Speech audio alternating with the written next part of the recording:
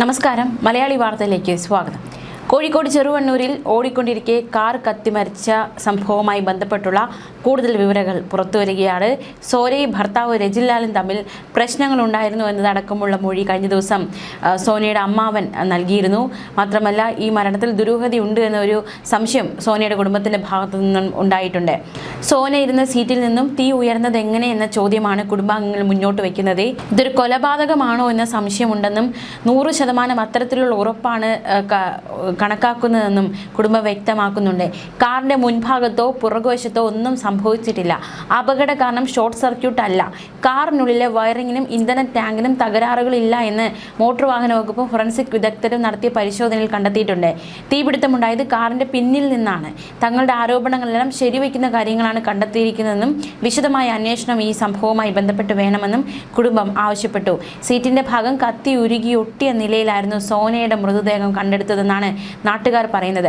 മാത്രമല്ല, ഈ അപകടമുണ്ടായ സമയത്ത് കാറിൽ നിന്ന് ഇറങ്ങി ഓടി രജിൻ തോട്ടിലേക്ക് ചാടി. പിന്നിൽ ഒരു വ്യക്തി ഉണ്ട് എന്ന് ആദ്യമൊന്ന് രക്ഷാപ്രവർത്തനത്തിനെത്തിയവർക്കൊന്നും മനസ്സിലായിരുന്നില്ല. അതിനുശേഷം നിമിഷങ്ങളെടുത്തു പിന്നിൽ ഒരു വ്യക്തി ഉണ്ടായിരുന്നു എന്ന് മനസ്സിലാക്കാൻ വേണ്ടി.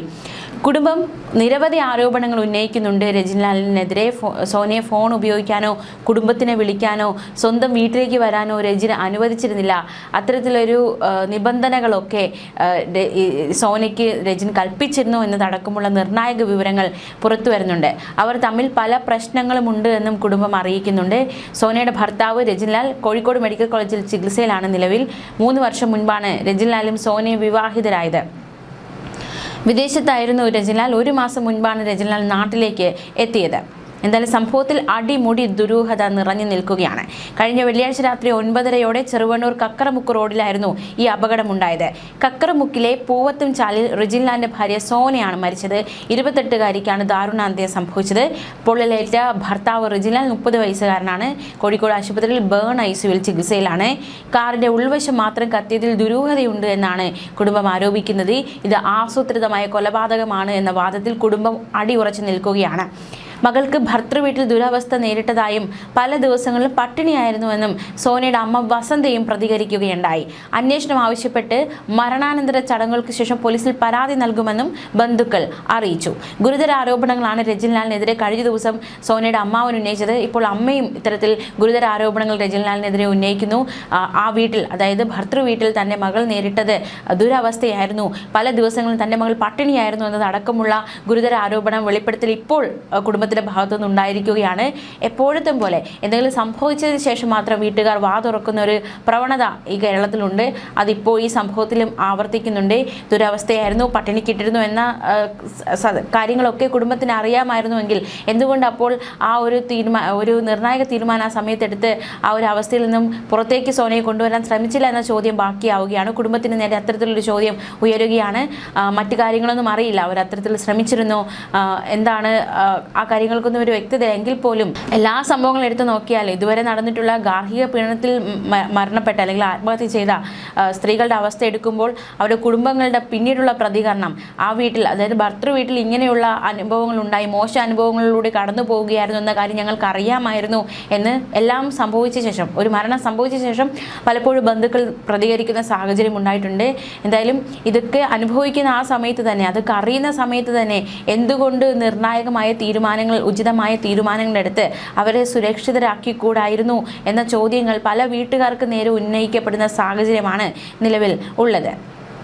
എന്തായാലും സോനയുടെ കാര്യത്തിലേക്ക് വരുമ്പോൾ കുടുംബം അന്വേഷണം ആവശ്യപ്പെടുന്നുണ്ട്. മരണാനന്തര ചടങ്ങുകൾക്ക് ശേഷം പോലീസിൽ പരാതി നൽകുമെന്ന് വ്യക്തമാക്കിയിട്ടുണ്ട്. എന്തായാലും അസ്വാഭാവികത ഉണ്ട് എന്നും പോലീസ് സ്ഥിരീകരിച്ചു. ഫോറൻസിക് വിഭാഗത്തിന്റെ പരിശോധനാ ഫലവും യുവതിയുടെ പോസ്റ്റ്മോർട്ടം റിപ്പോർട്ടും കിട്ടിയാൽ കൂടുതൽ വിവരങ്ങൾ പുറത്തു വരുമെന്നും പോലീസ് അറിയിച്ചു. കാറ് കത്താൻ കാരണം ഷോർട്ട് സർക്യൂട്ട് അല്ല എന്ന് ഫോറൻസിക് വിഭാഗം കണ്ടെത്തിയിട്ടുണ്ട്. ഇന്ധന ടാങ്കിനും കാറിന്റെ വയറിങ്ങിനും തകരാറില്ല എന്നും അന്വേഷണ സംഘം കണ്ടെത്തി. ഇതെല്ലാമാണ് കുടുംബത്തിന് സംശയം വർദ്ധിക്കാൻ കാരണമായത്. സോനയുടെയും രജിൻലാലിന്റെ വിവാഹത്തിന് രജിന്റെ കുടുംബത്തിന് താല്പര്യമില്ലായിരുന്നു. 3 വർഷത്തെ പ്രണയത്തിന് ശേഷമാണ് ഇരുവരും വിവാഹിതരായത്, അതും രജിസ്റ്റർ വിവാഹം. ഇരുവരും പ്രണയിക്കുമ്പോൾ തന്നെ റിജിൻ ഗൾഫിലേക്ക് ജോലി തേടിപ്പോയി. ഇതിനിടെ മറ്റൊരു യുവതിയുമായി റിജിന്റെ വിവാഹം ഉറപ്പിച്ചു. ഇതറിഞ്ഞതോടെ റെയിൽവേ സ്റ്റേഷനിലെത്തി സോന ആത്മഹത്യാ ശ്രമം നടത്തിയിരുന്നു. അന്ന് സോനയെ ആത്മഹത്യയിൽ നിന്ന് രക്ഷിച്ചത് റെയിൽവേ പോലീസായിരുന്നു. തുടർന്ന് റിജിനെതിരെ സോന പരാതി നൽകി. ഇത് കേസായതോടെ ഗൾഫിലേക്കുള്ള റിജിന്റെ തിരിച്ചുപോക്ക് വലിയ രീതിയിൽ പ്രതിസന്ധിയിലായി. പ്രത്യേകിച്ച് ഒരു കേസൊക്കെ ഉള്ളപ്പോൾ പുറം രാജ്യത്തേക്ക് പോകുക എന്നത് വലിയൊരു തടസ്സമാണ്. ഇതോടെ റിജിൻ വീണ്ടും സോനയുമായി അടുപ്പത്തിലായി. കേസ് പിൻവലിക്കാൻ നിർബന്ധിപ്പിച്ചു. കേസ് പിൻവലിച്ചു. ഇരുവരും കുടുംബങ്ങൾ അറിയാതെ ക്ഷേത്രത്തിൽ വെച്ച് വിവാഹിതരായി. 2023 ആ വിവാഹം നടന്നത്. അമ്മയും അനിയനും അടങ്ങുന്നതാണ് സോനയുടെ കുടുംബം. അച്ഛൻ മരിച്ചതോടെ സോനയും അനിയനെയും വളർത്തിയത് അമ്മ വസന്തയാണ്. രജിസ്റ്റർ വിവാഹം ചെയ്തതോടെ വീട്ടുകാരുമായുള്ള ബന്ധം റിജിന്റെ കുടുംബം വിലക്കി. പല ദിവസങ്ങളും റിജിന്റെ വീട്ടിൽ മകൾ പട്ടിണിയായിരുന്നുവെന്നാണ് കുടുംബത്തിന്റെ ആരോപണം. ഗർഭിണിയായതോടെയാണ് സ്വന്തം വീട്ടുകാരുമായി സോന വീണ്ടും അടുത്തത്. സോനയെ വിവാഹം കഴിക്കുന്നതിന് റിജിന്റെ കുടുംബത്തിന് ഒട്ടുമേ താല്പര്യമുണ്ടായിരുന്നില്ല എന്നാണ് കുടുംബം ആരോപിക്കുന്നത്. പല തവണ കുടുംബത്തിൽ നേരിടുന്ന ബുദ്ധിമുട്ടുകളും അവഗണനകളും സോന ബന്ധുവായ പെൺകുട്ടിയെ വിളിച്ച് അറിയിച്ചിട്ടുണ്ടെന്നും അമ്മാവൻ സത്യൻ പറഞ്ഞു. ഈ സാഹചര്യത്തിലാണ് കാറിലെ തീപിടുത്തം ആസൂത്രിതമായി സോനയെ കൊലപ്പെടുത്താൻ വേണ്ടിയുള്ളതാണെന്ന് ആരോപണം കുടുംബം ഉന്നയിക്കുന്നത്.